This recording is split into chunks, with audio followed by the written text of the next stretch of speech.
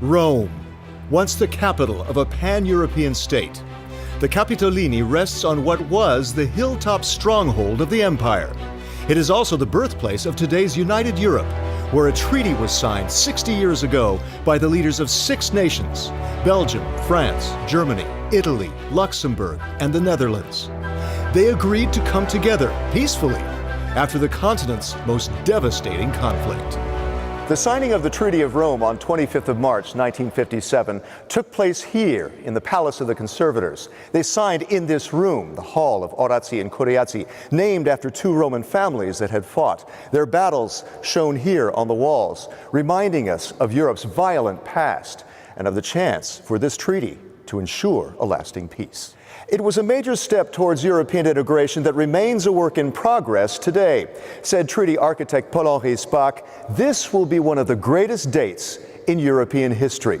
Let's go outside and talk to someone who witnessed the signing. David Willey, longtime BBC journalist, and at the time, you were a Reuters reporter, kind of a junior cub reporter at the time. What was the atmosphere like at the signing of the Treaty of Rome? Well, if you want to know the truth, I was sent to cover the signature in this building of the Treaty of Rome. Yes. Because I was the office junior. Everyone was dressed for the occasion. I remember the leaders of Europe, the heads of state and the foreign ministers who actually signed the treaty were dressed in frock coats or in black. Did you sense the weight of the moment?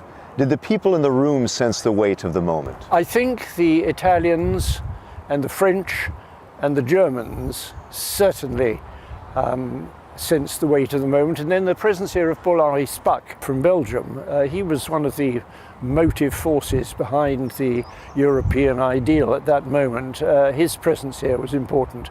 And then I think there's another interesting thing. The day after the signing, everybody trooped off to the Vatican to see the Pope.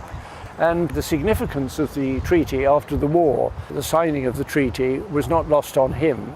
Did you have any inkling that what happened here would become what it is today?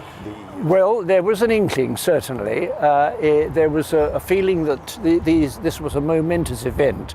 The roots of the European Union lay in the desire of Europe's post-war leaders to ensure that never again would European nations go to war with each other. It began with the Schuman Declaration in May 1950, which led to the European Coal and Steel Community in 1951. That pooling and sharing of resources paved the way for the same 6 nations to sign the Treaty of Rome 6 years later. It was the vision of founding fathers Robert Schuman, Jean Monnet, Alcide de Gasperi, and Konrad Adenauer to unite Europe on the basis of Christian democratic values, a social welfare state in a market economy. François Degnaud was a leading French negotiator of the treaty. Ça, c'est l'idée de Jean Monnet, en créant des mécanismes de coopération concrète, qu'ici même il y avait un fou qui voulait déclarer la guerre, il ne pourrait pas. Parce que chaque jour gagné est un jour gagné pour la paix. C'est quand même la plus longue période de paix qu'a connue l'Europe. Monnet also aimed to avoid the post-World War I scenario, the humiliation of Germany under the terms of the Versailles Treaty that in part led to the rise of fascism and the Second World War. That lesson learned was clearly a motivating factor in the Rome Treaty talks, says Stephen Blockmans. He heads the EU Foreign Policy Unit at the Center for European Policy Studies in Brussels. They had to avoid the mistakes from Versailles and therefore include Germany in any future common market agreement that would be struck with the other founding members of the European communities. In June 1955, the concept of a pan-European entity began to take shape. The 6 countries agreed in Messina, Italy, to set up a European Economic Community and an Atomic Energy Community. The United Kingdom, though invited, did not attend the talks, concerned about giving up sovereignty, even though it was Winston Churchill who had called a decade earlier for a United States of Europe. This was revolutionary at the time. This was a pooling of sovereignty, or the exercise of sovereignty at the supranational level. Here, the Via dei Fori Romani was the center of political and economic life of the Roman Empire, a Pax Romana which was forged through glaive and fire. Jean Monnet and the other EU architects engineered a Pax Europa without firing a shot, but rather through intense negotiations. It was in Brussels, in the Château de Val-Duchesse, a former convent, where delegates from the 6 founding countries of the European communities gathered. Their aim, to lay the groundwork for common market and atomic energy union proposals. David Willey was covering the conference at Val-Duchesse. Here is his account of what happened there. It was very complicated, and it was very time-consuming.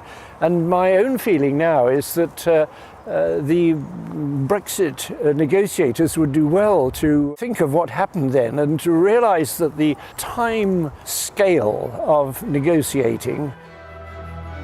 It was a complex process of compromise with some yet to be defined future steps. Instead of pure federalist goals of a supranational political union, the 6 opted for a more gradual, functionalist or economic union route. Jean Monnet m'a toujours dit qu'il n'avait jamais employé le mot supranationalité. Jamais. Mais il faut sans arrêt faire des pas en avant. Et quand on a fait beaucoup de pas en avant, c'est plus difficile d'aller en arrière. As a result, what has since become known as the community spirit was already at work here in the Brussels negotiations. It culminated in the agreement formerly known as the Treaty Establishing the European Community, or TEC. Since the Treaty of Rome, the European integration process has come a long way. The accomplishments are many, says EPP Group Chairman Manfred Weber. Well, having the time period 60 years ago in mind, after the Second World War, where we had only one emotion all over Europe, and that was hate between nations. That was the emotional atmosphere on this continent.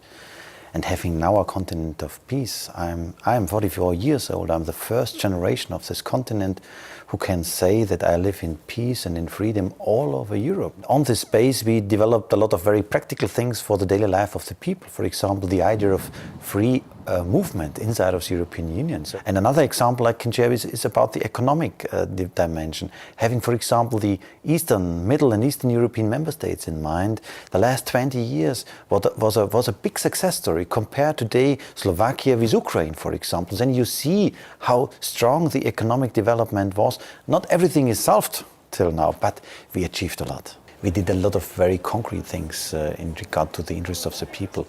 For example, to create a competition among companies, for example, on traveling all around Europe, to have cheap flights all over Europe is an achievement of Europe.